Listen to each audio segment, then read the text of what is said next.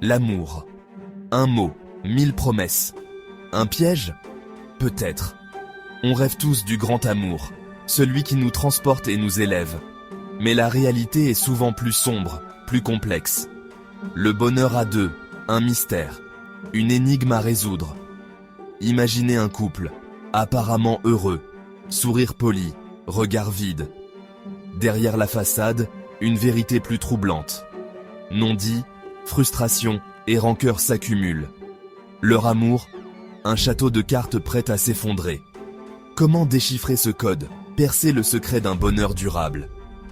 Le chemin est semé d'embûches. Il exige courage, honnêteté et une bonne dose d'introspection. Êtes-vous prêt à plonger dans les profondeurs de l'âme humaine? Le bonheur à deux n'est pas un conte de fées, mais plutôt une danse délicate entre deux âmes en quête de lumière et bonheur. Êtes-vous prêt à jouer le jeu? Le miroir déformant, illusion et désillusion. Au commencement, l'amour nous aveugle. Nos projections transforment l'autre en un être idéal.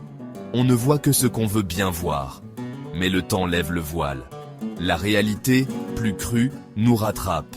Les défauts, autrefois charmants, deviennent insupportables. Les différences, initialement excitantes, craignent des conflits. Le miroir se fissure. On se retrouve face à l'autre et à nos propres illusions brisées. L'acceptation est la clé. Accepter l'autre dans sa totalité, avec ses forces et ses faiblesses. Renoncer à l'image idéale que l'on s'est construite. Accepter aussi nos propres imperfections. Le bonheur à deux ne réside pas dans la perfection, mais dans la capacité à aimer l'imperfection. C'est dans les fissures que la lumière entre. Le labyrinthe des émotions, naviguer les turbulences. L'amour est un tourbillon d'émotions, joie, passion, tendresse, mais aussi colère, frustration, tristesse. Un cocktail explosif qui peut mener au bonheur comme au désastre. Comment naviguer dans ce labyrinthe émotionnel sans se perdre? La communication est la boussole. Exprimer ses besoins, ses désirs, ses peurs.